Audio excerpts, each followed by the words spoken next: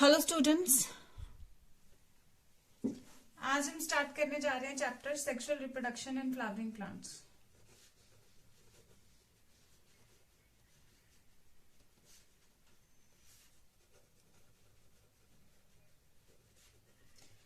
Flowering plants flower bearing plants होते हैं और सेक्सुअल जिनमें फ्लावर्स होते हैं जिनको हम लोग एंजियोस्पर्म्स भी कहते हैं, और ये सबसे ज्यादा वेराइटी होती है इनकी किंगडम प्लांटे में। सेक्सुअल रिप्रोडक्शन उस टाइप की रिप्रोडक्शन होती है जहां पे मेल फीमेल दोनों पेरेंट्स इन्वॉल्व होते हैं।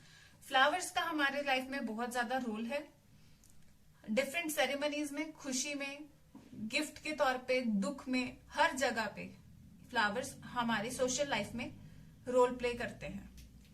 लेकिन ये सिर्फ हमारे इस्तेमाल के लिए नहीं है, इनका मेन मोटिव है उस प्लांट के लिए जिस प्लांट पे ये ग्रो करते हैं, उसकी रिप्रोडक्शन में ये मदद करते हैं।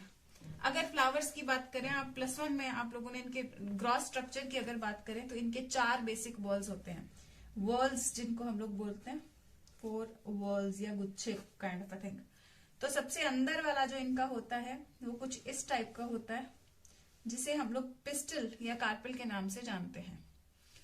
इसमें ये ओवरी, स्टाइल और ये स्टिग्मा होता है। ये इसका फीमेल पार्ट होता है। ये आप जूनियर क्लासेस से करते आ रहे हो इसके पार्ट्स के नाम। ये इसका फीमेल पार्ट होता है जिसे हम इसका इनर मोस्ट वॉल गाइनोशियम के नाम से जानते हैं। गाइनो मतलब फीमेल। इसके बाहर का वॉल मेल पार्ट का होता है जो कि फिलामेंट और एंथर का बना हुआ होता है। इसे हम लोग एंड्रोशियम के नाम से जानते हैं। एंड्रो का मतलब है मेल पार्ट। उसके बाद इसके अंदर, इसके बाहर, इनके सबसे अंदर गाइनोशियम, फिर एंड्रोशियम, उसके बाहर होते हैं कलरफुल पेटल्स। ये जो पेटल्स होते हैं इनके वर्ल्स को हम लोग कोरोला कहते हैं। वर्ल मतलब पेटल्स के गुच्छे को हम लोग कोरोला कहते हैं।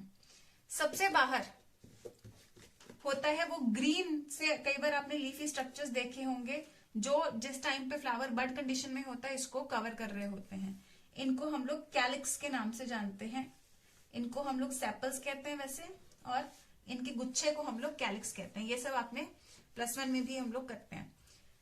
ठीक है, calyx, Corolla, androecium and gynoecium, ये 4 वर्ल्स होते हैं। Outer most is calyx. उसके अंदर calyx made up of sepals which enclose the flower during bud condition.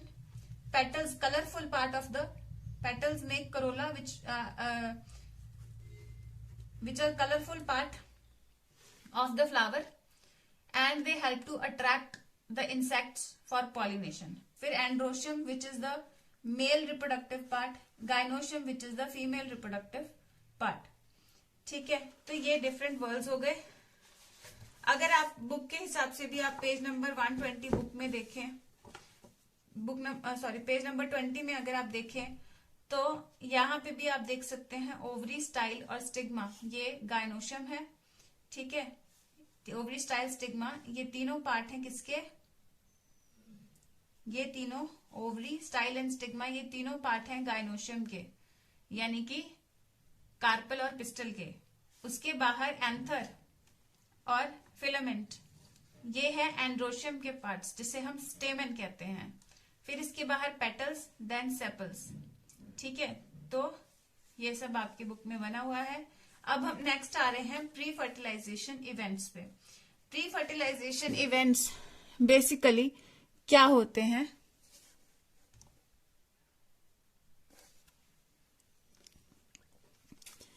Pre fertilisation यानी फर्टिलाइजेशन से पहले। तो फर्टिलाइजेशन से पहले क्या स्ट्रक्चर्स और इवेंट्स होते हैं? So much before actual flower is seen on a plant, तो ये डिसीजन हो जाता है कि फ्लावर बनने वाला है।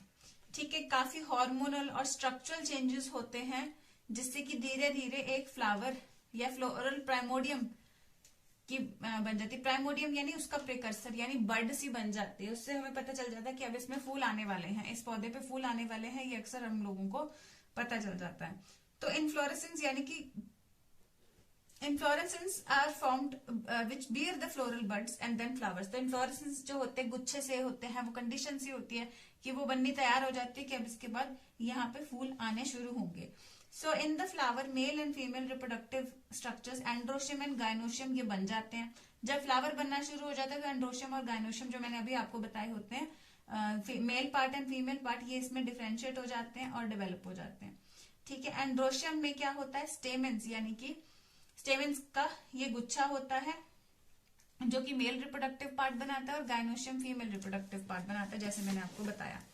ठीक है, तो यहाँ पे सबसे पहले हम मेल पार्ट पे फोकस करने जा रहे हैं, यानी कि स्टेमन। आप कैसे याद रख सकते हो कि मेल पार्ट कौन सा और फीमेल पार्ट कौन सा? स्टेमन में ये जो मैन वर्ड आता है, तो इससे आप याद रख सकते हो कि जो स्टेमन है वो मेल रिप्रोडक्टिव पार्ट है। ठीक है, सो स्टेमन, माइक्रोस्पोरेंजियम, पोलन ग्रेन, ये सारे मेल रिप्रोडक्टिव सिस्टम से रिलेटेड वर्ड्स हैं। तो हम लोग अगर देखें टिपिकल स्टेमन को ऑब्जर्व करें, ठीक है, अगर टिपिकल स्टेमन को हम लोग ऑब्जर्व करते हैं इस तरीके से, ये चीज को, मेल एंड्रोशियम को, तो इसमें एक फिलामेंट होती है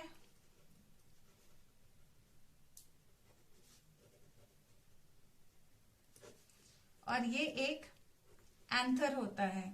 फिलामेंट जो इसका लॉन्ग एंड स्लेंडर स्टॉक होता है और जो एंथर होता है वो ये स्ट्रक्चर होता है।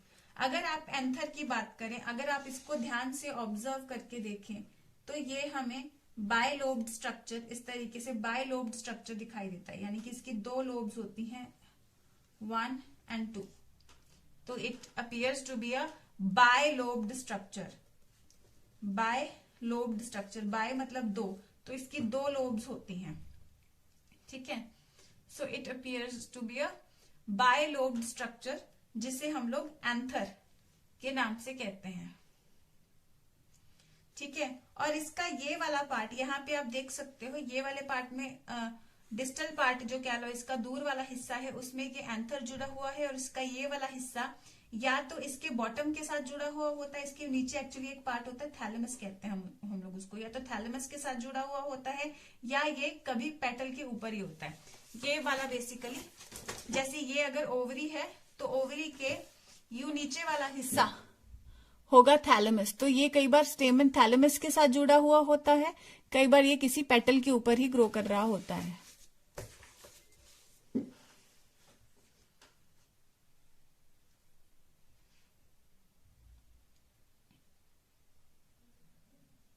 और इनकी एंड्रोशियंस की हम लोग, इनके स्टेमन्स की एक ही फूल में कई बार हमें डिफरेंट साइज एंड ऑल देखने को मिलते हैं। ठीक है, तो टिपिकल एंजियोस्पर्म एंथर,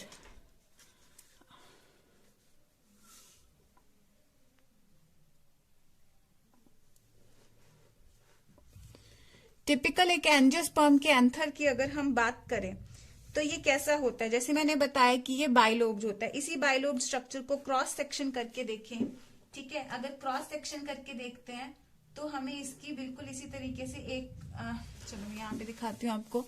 ठीक है, बिल्कुल इसी तरीके से एक लोब हमें इसकी इस तरफ दिखती है और एक लोब हमें इसकी इस तरफ दिखाई देती है। तो इस तरीके से दो लोब्स दिखाई देती हैं। अगर बीच से देखोगे तो one is this lobe, in other is this. लेकिन इसको जब हम कट करके इस तरीके से देख रहे हैं तो ये सिर्फ यहाँ पे दो लोब्स नहीं दिखाई देंगी, ये दो लोब्स के अंदर भी हमें बहुत कुछ दिखाई देगा। ये दो लोब्स के अंदर भी हमें यहाँ पे हर एक लोब में दो थैले जैसे स्ट्रक्चर देखने को मिलेंगे। क्योंकि ये इस तरीके से लंबा है तो यूं काट के ये थैले दिख रहे हैं, तो यानी कि ये थैले भी लंबे लंबे हैं। ठीक है, और लेकिन कट सेक्शन में हमें यूं गोल ही ये दिखाई देंगे। ठीक है, तो इसीलिए हम लोग इसको बायलोब्ड, लोब्स दो हैं, और डाइथीकस बोल देते हैं। डाइथीकस यानी दो थीका है पर लोब। ठीक है, और ये जो लंबा सा एक ग्रूव, लॉन्गिट्यूडनल ग्रूव हम लोग इसको बोल देते हैं, ये लंबा लॉन्गिट्यूडनल ग्रूव दोनों लोब्स के बीच में हमेशा जाता हुआ नजर आता है, जो इसको सेपरेट करता है।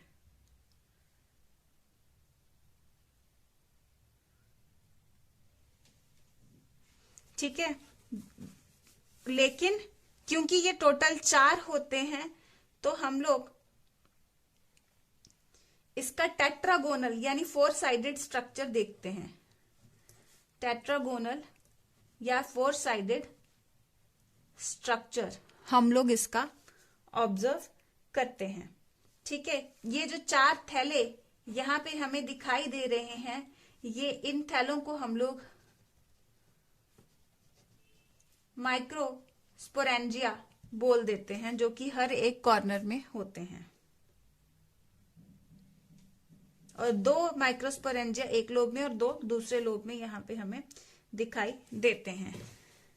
यही माइक्रोस्पोरेंजिया होते हैं जो बाद में पोलन ग्रेन्स के थैले बन जाते हैं, लंबे लंबे पोलन ग्रेन्स के थैले ये बन जाते हैं। और फिर ये माइक्रोस्पोरेंजिया डेवलप इनटू, क्योंकि ये पोलन ग्रेन से भर जाते हैं, तब हम इनको पोलन सैक्स, या सैक मतलब थैला, तो पोलन के थैले में ये तब्दील हो जाते हैं। इस तरीके से ये लंबे स्ट्रक्चर्स होते हैं।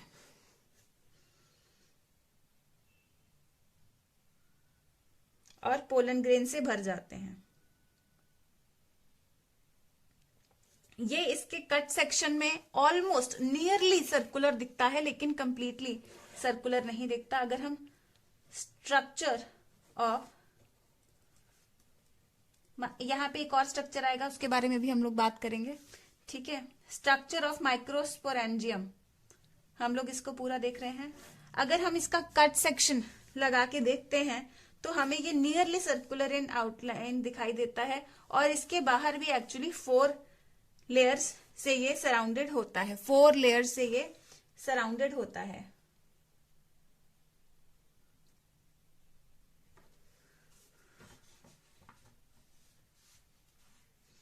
ये कुछ इस तरीके के स्ट्रक्चर्स होते हैं। अगर इनको हम इस तरीके से देखें तो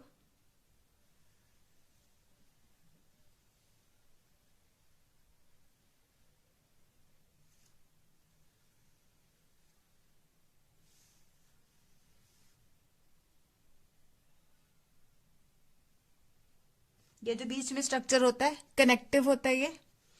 ठीक है, यहाँ पे ये माइक्रोस्पोरेंजियम 4 होते हैं। चारों माइक्रोस्पोरेंजियम के आसपास एक लेयर होती है जिसे हम टेपिटम बोलते हैं। मैं बाहर से शुरू करती हूँ लेयर्स को बनाना। सबसे बाहर इसमें एक लेयर होती है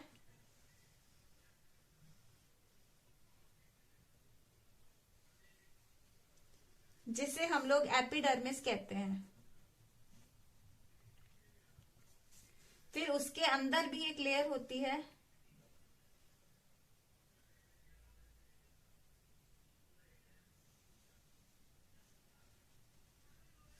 जिसे हम लोग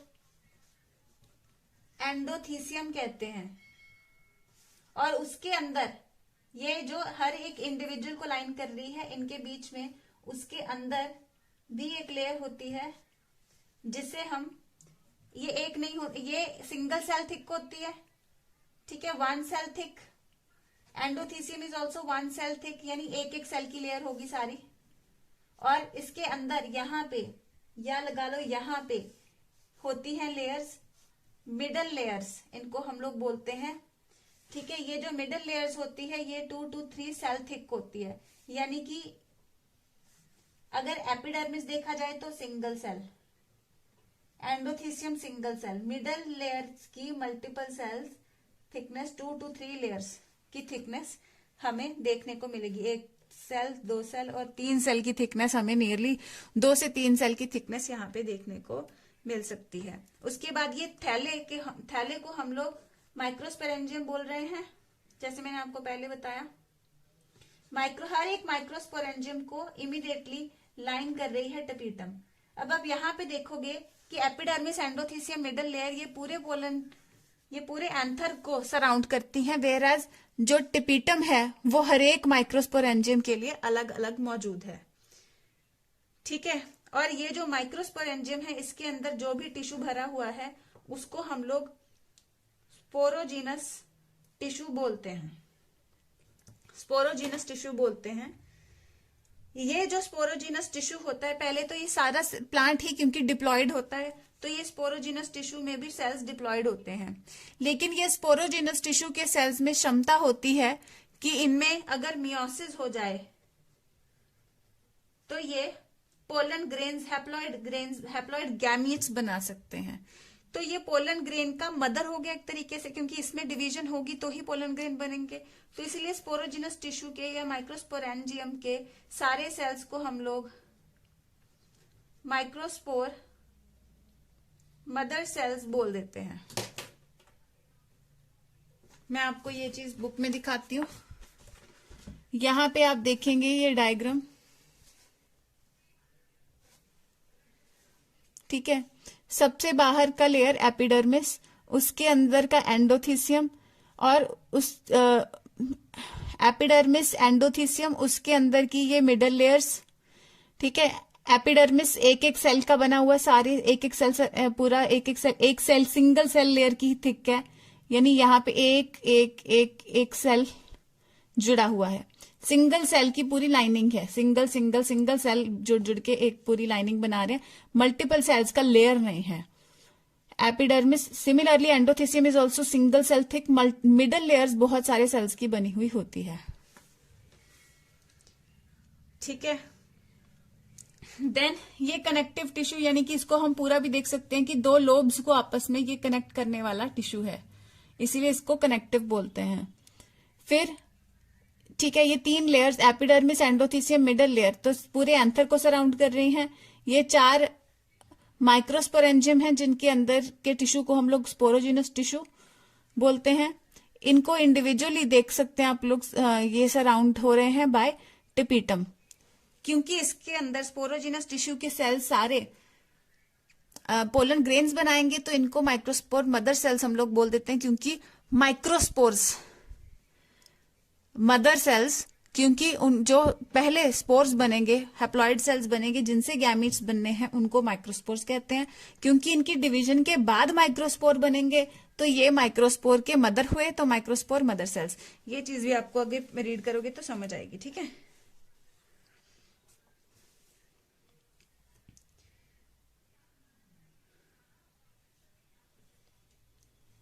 तो अगर मैं आपको बताऊं कि यहाँ पे बेटा यहाँ तक का जितना मैंने कराया है, एक बार बेशक इसको रिवाइंड करके आप लोग दोबारा सुन लो, ठीक है, तो रिवाइज हो जाएगा आपका, और फिर आप आगे सुनो, ठीक है।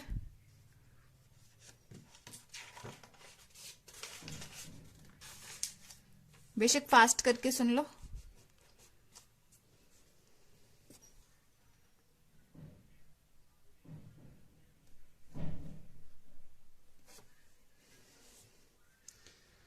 तो ये जो माइक्रोस्पोर्स हैं, ठीक है, इसमें बहुत सारे सेल्स, थाउजेंड्स ऑफ सेल्स इनमें होते हैं माइक्रोस्पोर्स में, माइक्रोस्पोरेंजियम में। तो हर सेल में अगर मियोसिस होगी, थाउजेंड्स ऑफ सेल्स होंगे, और हर सेल डिप्लॉयड सेल है, हर सेल डिप्लॉयड सेल है।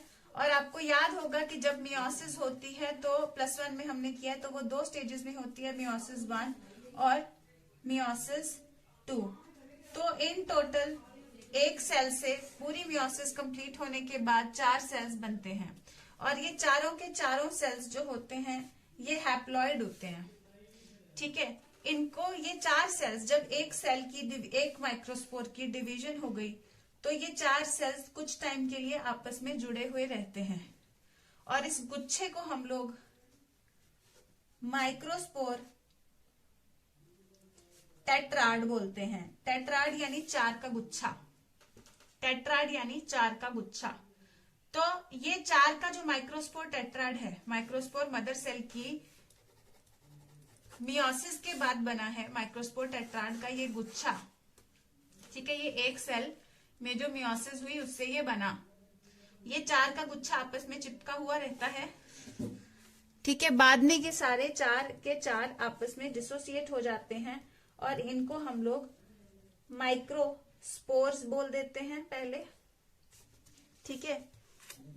फिर ये माइक्रोस्पोर्स जो हैं, ये माइक्रोस्पोर्स होते कहाँ पे हैं? अब सारे के सारे माइक्रोस्पोर्स होते हैं इस चीज के अंदर, इस चीज के अंदर। अब ये जो टिपिटम का लेयर जो हमने किया है बिल्कुल इसको सराउंड कर रहा है, ये टिपिटम का लेयर अपनी कुछ सिक्रीशंस इसके अंदर छोड़ेगा, जिससे ये माइक्रोस्पोर्स पोलन ग्रेन में तब्दील होकर के इससे ड्राई होकर छूटना शुरू कर देंगे इस तरीके से। तो यहाँ पे हम देख रहे हैं ये माइक्रोस्पोर मदर सेल्स हैं, इतना हिस्सा इन्होंने एक्सपैंड करके दिखाया। ये माइक्रोस्पोर मदर सेल्स हैं, इनमें डिवीजन होगी, ये पोलन ग्रेन में डेवलप होंगे। तो इस तरीके से पोलन के गुच्छे बन जाएंगे, ये सारी चीज फट जाएगी, ड्राई हो जाएगी, तो ये पोलन ग्रेन बनके इस तरीके से रिलीज हो जाएंगे, जो कि हवा में उड़ेंगे, दूसरे प्लांट के फीमेल पार्ट तक जा सकते हैं। ठीक है,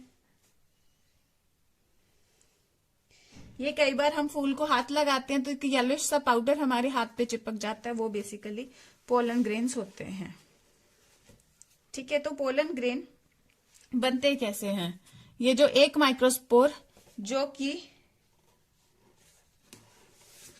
ये टेट्राड जैसे हमने किया, पोलन टेट्राड या माइक्रोस्पोर टेट्राड, तो ये 4 के गुच्छे में होता है, इससे हर एक पोलन ग्रेन बन जाता है।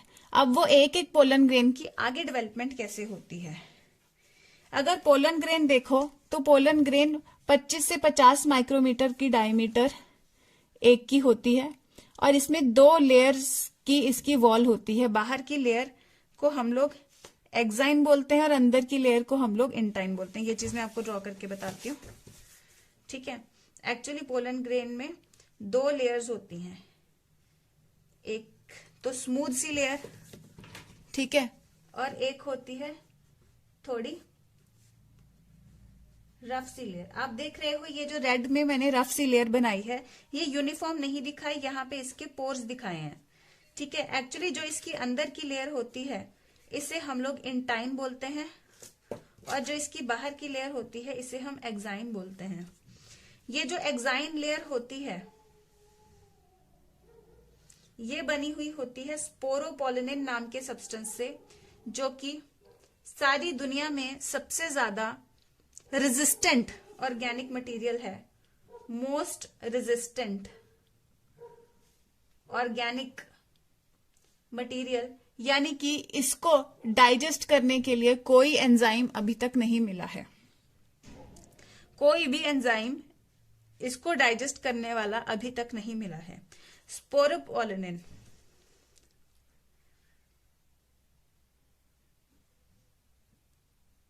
और जो इंटाइन होती है ये बनी होती है सेलुलोज और पेक्टिन की, ये आराम से डाइजेस्ट हो सकता है। ठीक है, तो यहाँ पे एक्साइन यूनिफॉर्म नहीं है, एक्साइन यूनिफॉर्म नहीं है, और जहां पे एक्साइन प्रेजेंट नहीं है इसको हम लोग जर्म पोर्स बोल देते हैं। ये जर्म पोर्स से बाद में कभी यहाँ पे पोलन ट्यूब जनरेट हो जाती है, जिससे इसके अंदर का मेल गैमेट बाहर आ पाएगा। ठीक है, तो ये जर्म पोर्स होते हैं जहां एक्साइन एब्सेंट होती है। The structure made up of sporopollenin. ठीक है बच्चों,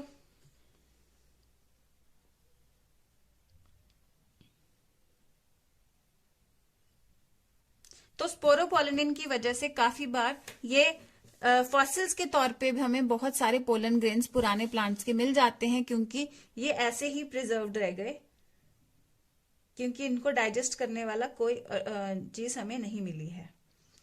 ठीक है, इंटाइन कंटिन्यूस होता है सारे पोलन ग्रेन के आसपास, क्योंकि ये डाइजेस्ट हो सकता है आराम से, और ये सेलुलोज और पेक्टिन का बना हुआ होता है, ये काफी पतला होता है। अब ये जो पोलन ग्रेन, जैसे हम पोलन टेट्राड कह रहे थे, ये 4 है, तो 4 में से एक सेल की अगर बात करें, इसके बाहर ये सिर्फ इंटाइन दिखाई गई है, एक्साइन यहाँ पे दिखाई नहीं गई है, वो मैंने आपको ये स्ट्रक्चर दिखा दिया है कैसे होता है। ठीक है, आप क्या करेंगे, जब ये वाली डायग्राम बनाएंगे, ये फाइनल वाली डायग्राम, तो इसके बाहर आप लोग एक्साइन दिखा सकते हैं। ठीक है, जब भी आपको पोलन ग्रेन का अगर एग्जाम में स्ट्रक्चर आ जाए तो एक्चुअली इसकी डेवलपमेंट क्या होती है आप जरा ये सुने। ठीक है, तो ये पोलन टेट्राड है, ये एक इनमें टेट्राड में से एक सेल यहाँ पे दिखाया गया है।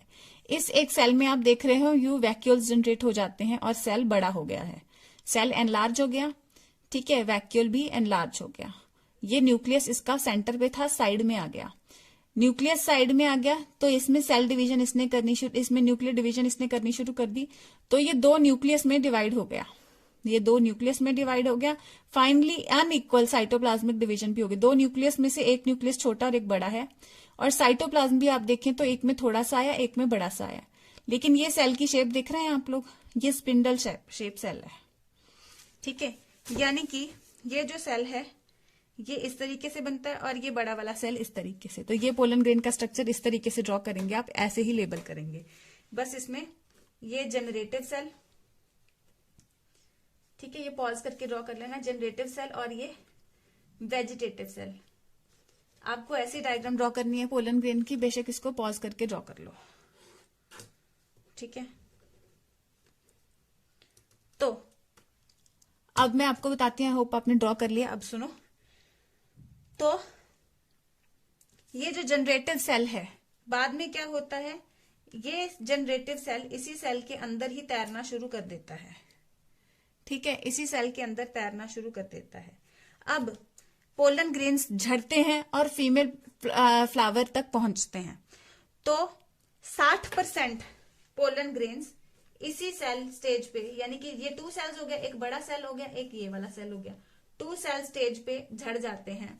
और बाकी के 40% जो हैं उनमें ये एक सेल 2 मेल गैमीट्स में डिवाइड हो जाता है। ये एक सेल, ये वाला एक सेल 2 मेल गैमीट्स में डिवाइड हो जाता है, यानी ये जनरेटिव सेल जो है ये 2 बन जाते हैं और फिर झड़ता है, यानी 3 सेल स्टेज पे झड़ता है। एक्चुअली फाइनल हमें 2 स्टेज वाला ही चाहिए होता है।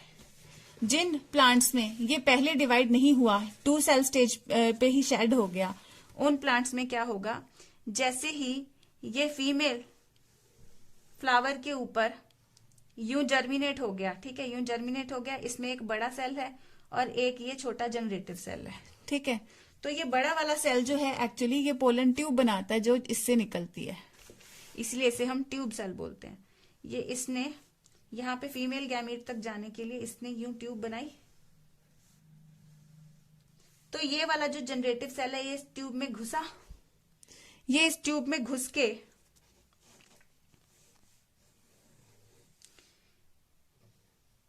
ये यहीं पे रह गया इसका, और ये वाला जनरेटिव सेल इस ट्यूब में घुस के ये 2 मेल गैमीट्स इसने बना दिए।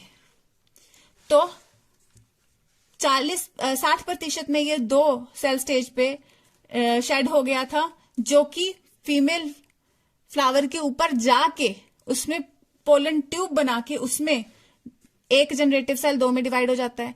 लेकिन बाकी 40% में ये पहले ही 2 मेल गैमीट्स बना लेता है। फाइनली हमें 2 मेल गैमीट्स ही चाहिए, यानी 2 जनरेटिव सेल ही चाहिए। Generative cell is the one which is going to act as male gamete and it is, पहले एक बनता है, इस फेनोमेनन से एक बन गया, फिर ये 1 से 2 जरूर बनेंगे। फाइनली हमें 2 ही मेल गैमीट चाहिए। क्यों 2 चाहिए ये आगे पता चलेगा, लेकिन हमें 2 मेल गैमीट चाहिए। 40% में तो ये अभी 2 में कन्वर्ट हो जाएगा, लेकिन बाकी 60% में इस तरीके से पोलन ट्यूब में जा करके ये 2 में डिवाइड होगा।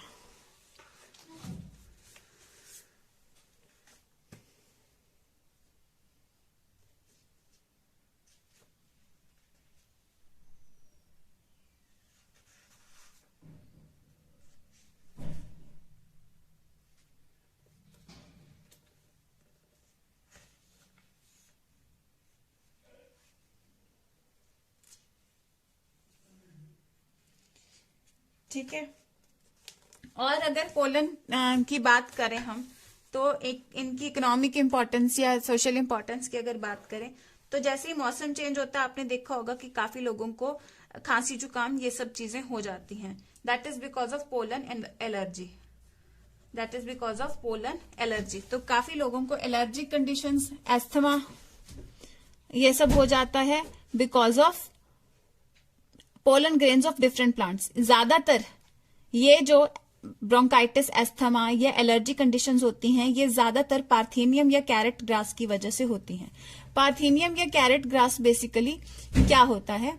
पार्थेनियम या कैरेट ग्रास वो झाड़ी है जो हमारे, आप लोग आसपास झाड़ियां जो लगी देखते हैं उसमें सबसे कॉमन झाड़ी ये आप देखते हैं, पार्थेनियम या कैरेट ग्रास। ये बहुत ही जिद्दी झाड़ी है और पोलन एलर्जी की हमारे इंडिया में सबसे ज्यादा कारण यही है, ठीक है, पोलन एलर्जी का।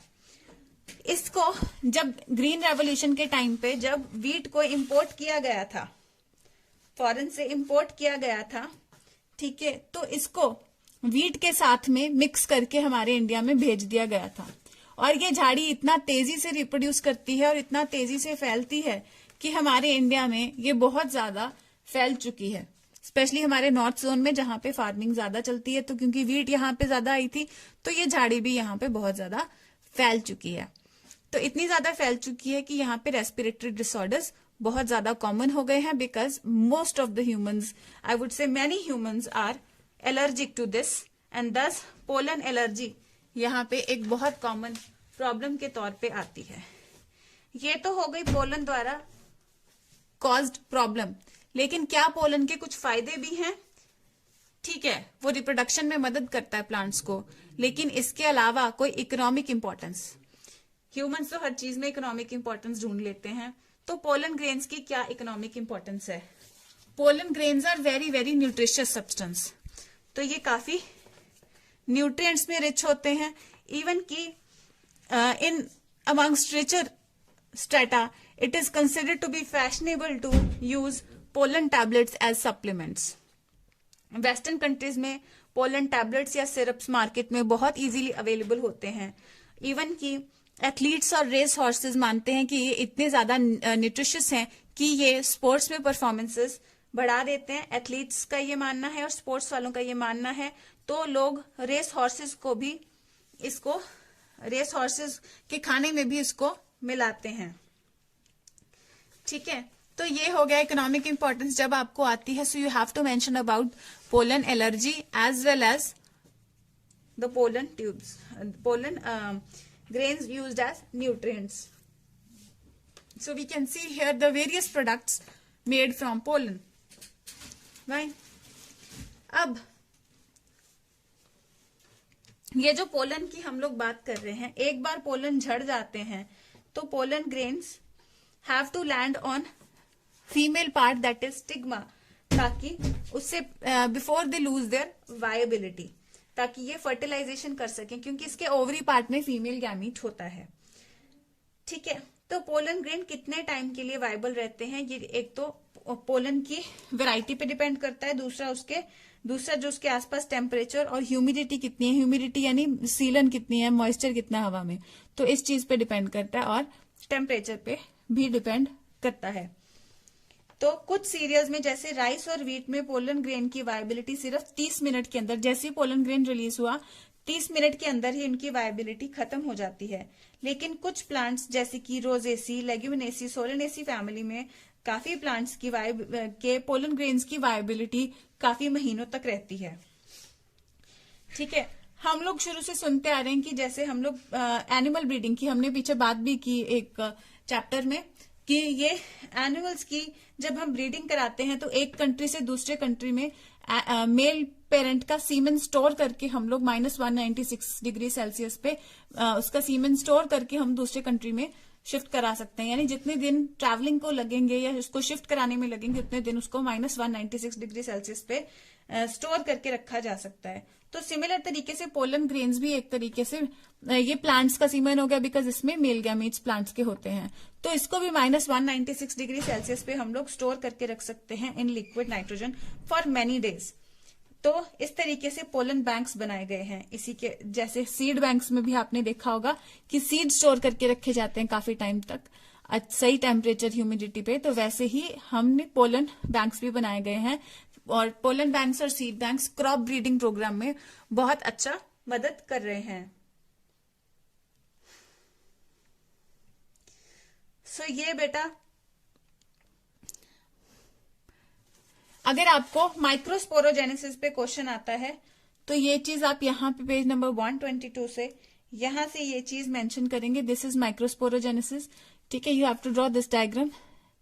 ये डायग्राम बना के ये माइक्रोस्पोरोजेनेसिस के बारे में मेंशन करके तो एक सेल से 4 सेल बनते हुए आप दिखा सकते हैं।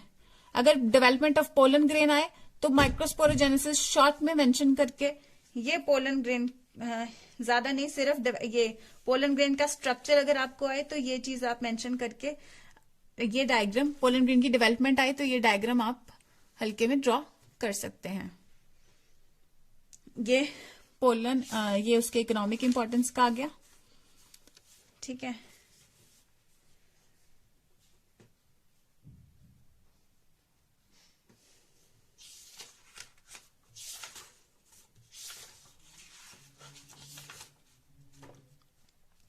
ये मेल का पार्ट इसका हमने ये फिनिश कर लिया है।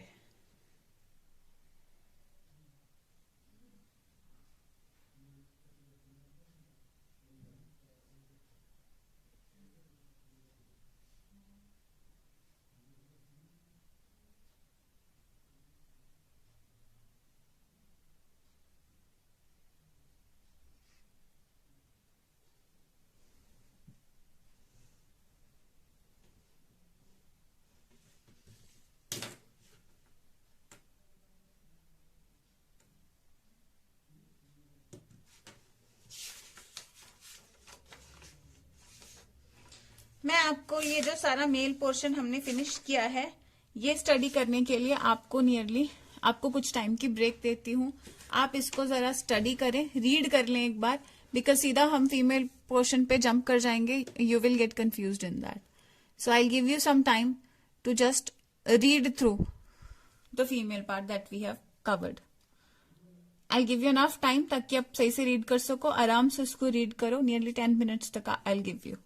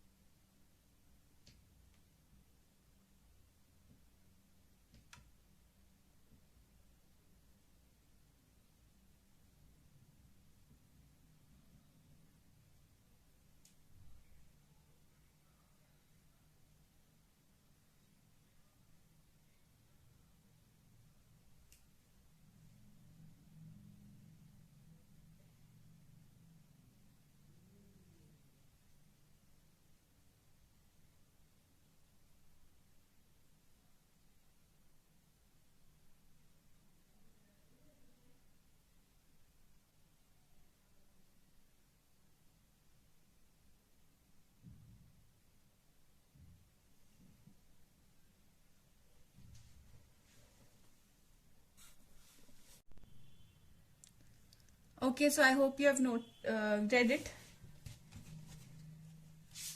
तो मैं अभी फीमेल पार्ट में इसको थोड़ा सा आपको बताती हूँ। ठीक है, जो इसका फीमेल पार्ट होता है, तो फीमेल पार्ट को हम लोग पिस्टल के नाम से जानते हैं। ठीक है, फीमेल पार्ट को हम लोग पिस्टल के नाम से जानते हैं। पिस्टल जो होता है, इसमें बेसिकली स्टिग्मा, स्टाइल और ओवरी, ये स्ट्रक्चर्स होते हैं। ठीक है, और इसको हम लोग गाइनोशियम कहते हैं। ज्यादातर ये एक भी हो सकता है, मल्टीपल भी हो सकते हैं। ठीक है, अगर सिंगल पिस्टल है, किसी फ्लावर में सिंगल पिस्टल एग्जिस्ट कर रहा है, तो ऐसे फ्लावर को हम लोग मोनोकार्पेलरी बोल देते हैं, मोनोकार्पेलरी। ठीक है, अगर मल्टीपल हैं पिस्टल्स, मल्टीपल पिस्टल्स हैं, तो ऐसे को हम लोग मल्टीकार्पेलरी बोल देते हैं। ठीक है, अगर ज्यादा पिस्टल्स हैं, मल्टीकार्पेलरी है, तो they may be fuse to each other, तब हम इनको सिनकार्पस बोलते हैं। और कई बार दे आर फ्री, फ्यूज्ड है तो कई बार दे आर फ्री, तब हम इनको एपोकार्पस बोलते हैं। ठीक है, अगर सिन मतलब फ्यूज्ड, जैसे हम सिनगैमी बोल देते हैं फर्टिलाइजेशन को, सिन मतलब फ्यूज्ड, तो सिन कार्पस, अगर ये सारे कार्पस जितने भी आपस में जुड़े हुए हैं, अगर काफी कार्पल्स हैं और जुड़े भी नहीं हुए हैं, तो एपोकार्पस। ठीक है, मोनोकार्पल तो सिंगल ही होगा, मल्टीकार्पस में सिनकार्पस या एपोकार्पस। सिनकार्पस अगर सारे कार्पस आपस में जुड़े हुए हैं, एपोकार्पस अगर ये फ्री हैं तो। ठीक है, तो पिस्टिल में 3 पार्ट्स हैं, स्टिग्मा, स्टाइल और ओवरी। तो स्टिग्मा होता है, जैसे मैंने यहाँ पे आपको दिखा, स्टिग्मा होता है जहां पे पोलन ग्रेन लैंड करता है, सो लैंडिंग पोर्शन। स्टाइल से ये पोलन ट्यूब ग्रो करती है। ठीक है, ये काफी स्लेंडर पार्ट होता है। और ओवरी ये मोटा सा पार्ट होता है, जिसके अंदर ओव्यूल या इसका फीमेल पोर्शन होता है। ठीक है, इसके अंदर बेसिकली ओवेरियन कैविटी होती है, जिसे हम लॉक्यूल भी बोल देते हैं। ओवेरियन कैविटी मतलब जिसके अंदर ओवरी होगी या फीमेल पार्ट होगा, या ओवेरियन लॉक्यूल भी इसको बोल दिया जाता है। ओवेरियन कैविटी के अंदर प्लेसेंटा होती है, जैसे कि ह्यूमंस में भी आपने सुना होगा ना, प्लेसेंटा के साथ में फीटस अटैच्ड होता है। सो वैसे ही इनमें भी प्लेसेंटा के साथ ओव्यूल अटैच्ड होता है। ठीक है, तो प्लेसेंटेशन अलग अलग तरीके से ओव्यूल अटैच हो सकता है। ये प्लेसेंटेशन हम वैसे +1 में करते हैं। मैं आपको पिक्चर दिखा देती हूँ +1 वाली बुक से ही प्लेसेंटेशन की, इफ एट ऑल आपने नहीं किया है या आपको याद नहीं है तो। ये हम टाइप्स ऑफ प्लेसेंटेशन करते हैं। यहाँ पे मटर के दाने में इसके मार्जिन पे प्लेसेंटा होती है, तभी मटर के सारे दाने इस तरीके से जुड़े हुए होते हैं। आपको एक चीज बता दूं, जो ओव्यूल्स होते हैं वही बाद में सीड बनते हैं। ठीक है, फर्टिलाइजेशन के बाद तो ओव्यूल्स फॉर्म इनटू सीड्स। तो मटर के दाने सीड होते हैं, तो वो सीड ऑब्वियसली ओव्यूल से बने हुए हैं, तो सीड को भी हम लोग इस तरीके से जुड़े हुए देखते हैं, यानी कि उसके ओव्यूल भी इसी तरीके से जुड़े हुए होंगे मार्जिन से। तो ऐसी प्लेसेंटेशन को हम लोग मार्जिनल प्लेसेंटेशन बोलते हैं। कुछ प्लांट्स में यूं सेंटर पे हमें सीड्स दिखाई देते हैं, जैसे कि टमाटर में और नींबू में, तो इनकी एक्सिस में हो गई, क्योंकि सेंटर की एक्सिस में होता है, तो एक्साइल प्लेसेंटेशन इनको हम बोलते हैं। यहां पे सरफेस पे है इनके, तो पेराइटल बोलते हैं।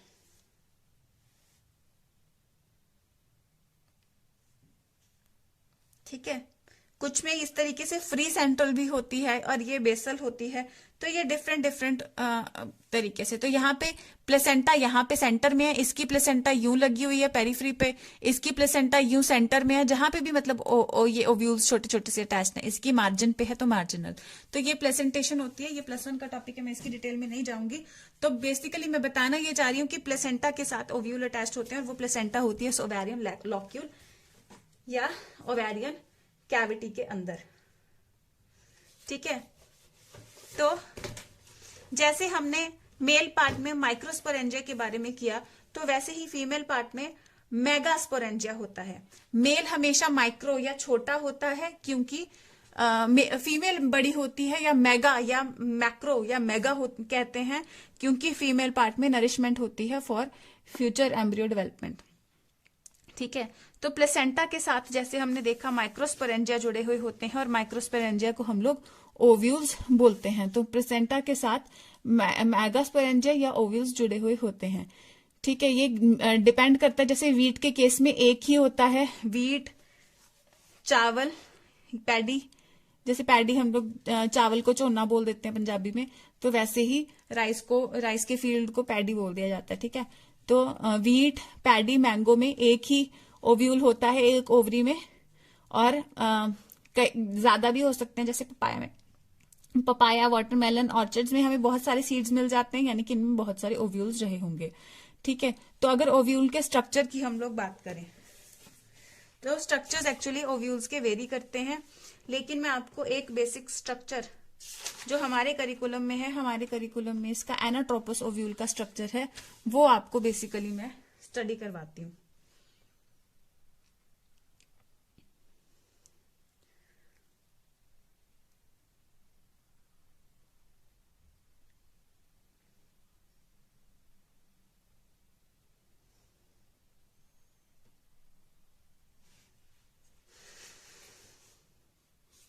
तो ये स्ट्रक्चर ओव्यूल का, this is the picture of anatropous ovule.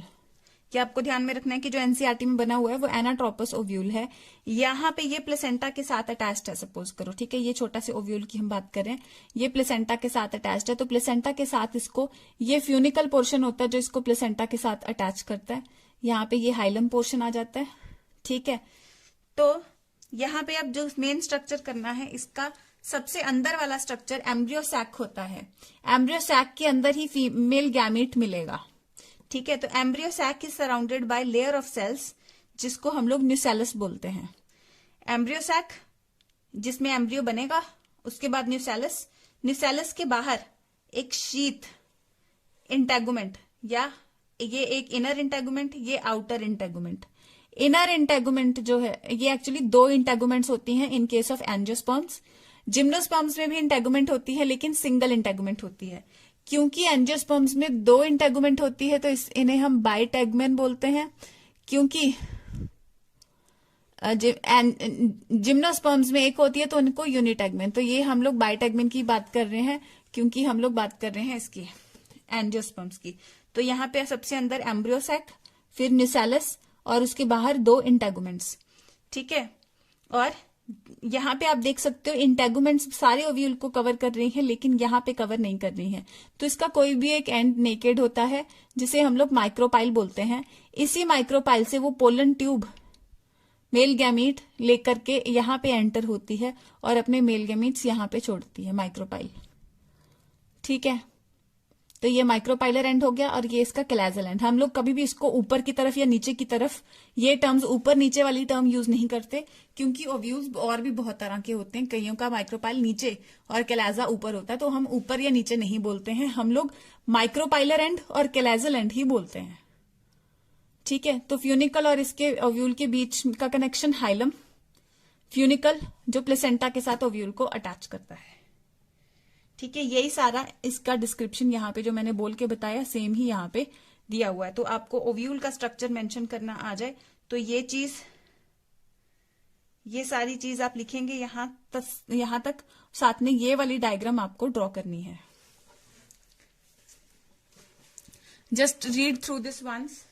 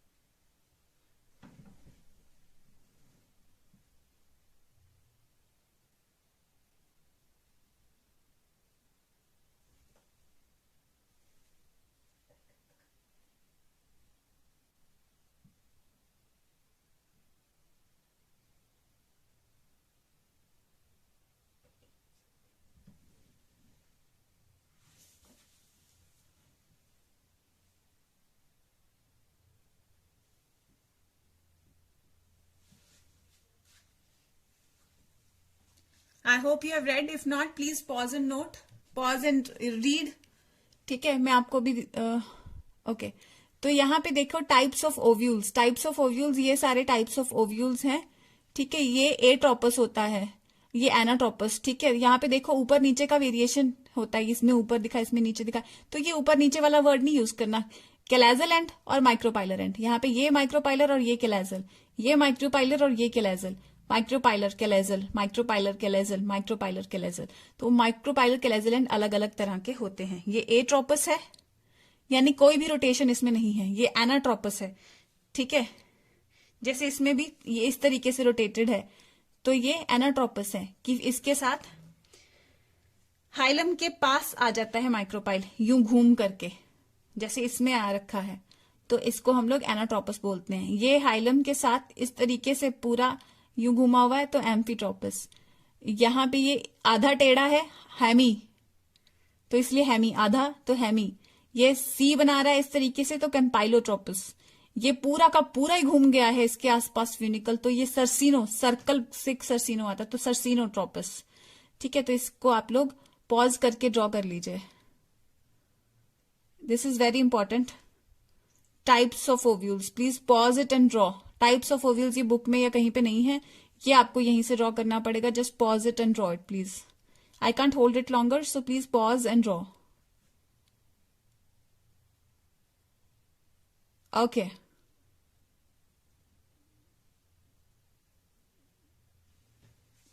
I hope you have drawn.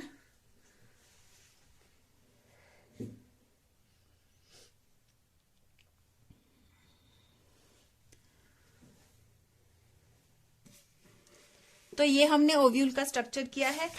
ठीक है,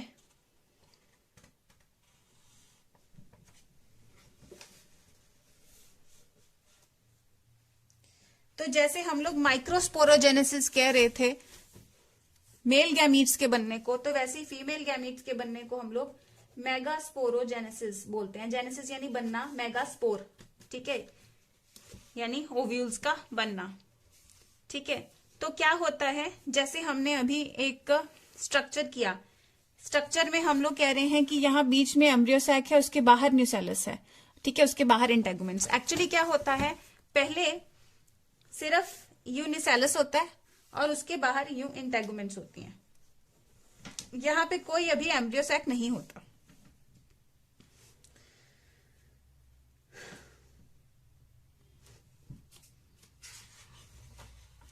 तो ये माइक्रोपाइल है जहां पे इंटेगुमेंट नहीं है, और ये कैलाजल एंड है। ठीक है, तो ये जो न्यूसेलस है, ये जो न्यूसेलस है, इसके माइक्रोपाइलर एंड की तरफ, यानी यहां पे एक सेल कन्वर्ट हो जाता है, और इस सेल को हम लोग मेगास्पोर मदर सेल, जैसे वहां पे हमने मेल पार्ट में माइक्रोस्पोर मदर सेल बोला था, तो यहां पे हम लोग इसको मेगास्पोर मदर सेल बोलते हैं, क्योंकि इसमें डिवीजन होगी। ठीक है, तो ये एक मेगास्पोर मदर सेल बन जाता है। अब ये न्यूसेलस की तरफ बन गया। अब अचानक से इसमें क्या होगा, मियोसिस होगी। मियोसिस 1 में 1 से 2 सेल, फिर मियोसिस 2 में ये पूरे यहाँ पे हमें 4 सेल्स बन जाएंगे, ये 1 से। ठीक है, अगर आप नहीं, ये देखो फाइनली, तो ये न्यूसेलस में यहाँ पे 1 सेल बन गया था, जो कि 1 सेल अभी ये डिप्लॉयड ही था। ठीक है, इसमें फिर मियोसिस हो गई, तो ये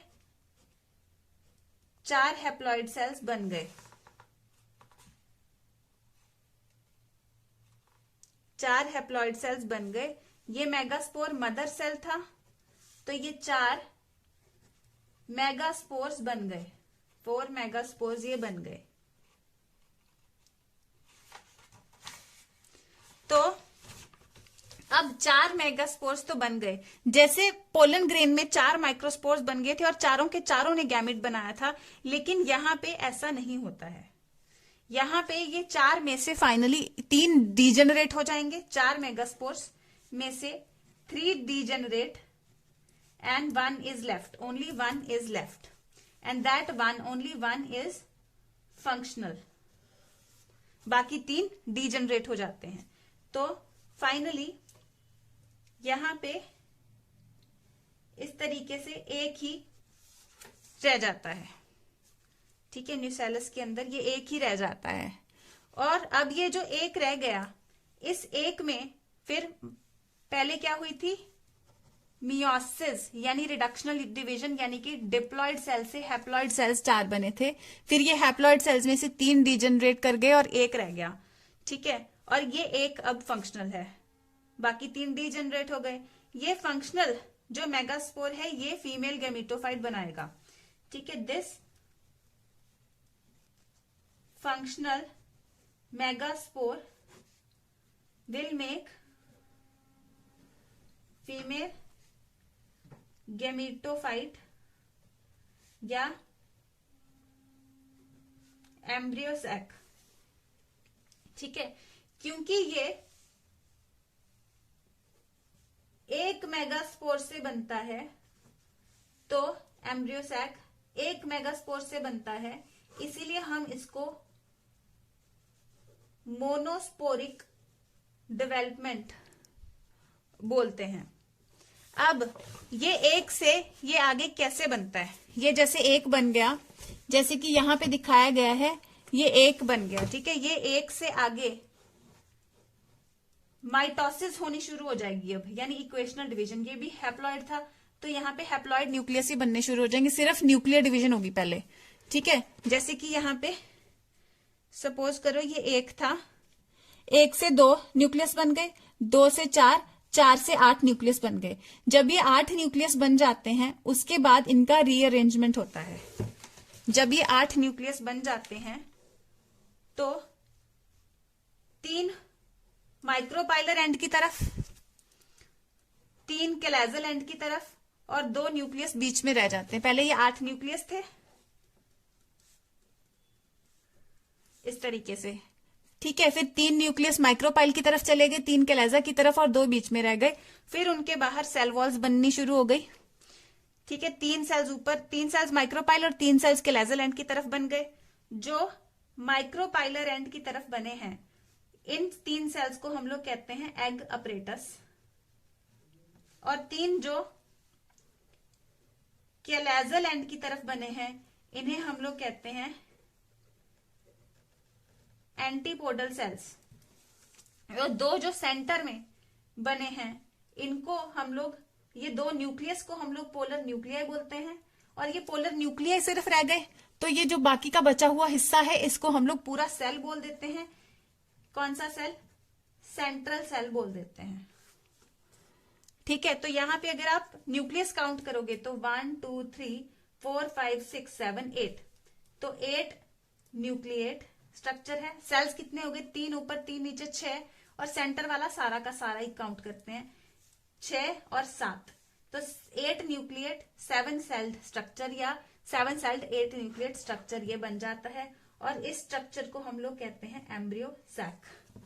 यहां पे आप देख सकते हैं एग अपरेटस माइक्रोपाइलर एंड की तरफ, दूसरी तरफ कैलाजल एंड और बीच में पोलर न्यूक्लियाई, और ये पूरे सेल को हम सेंट्रल सेल बोलते हैं।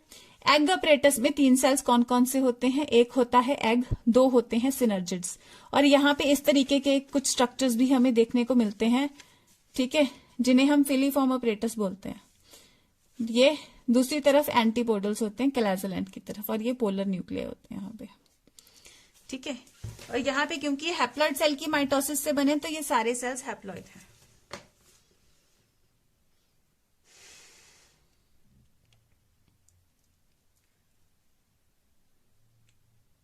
So this is the development of megaspore या एम्ब्रियोसैक, मेगास्पोरोजेनेसिस।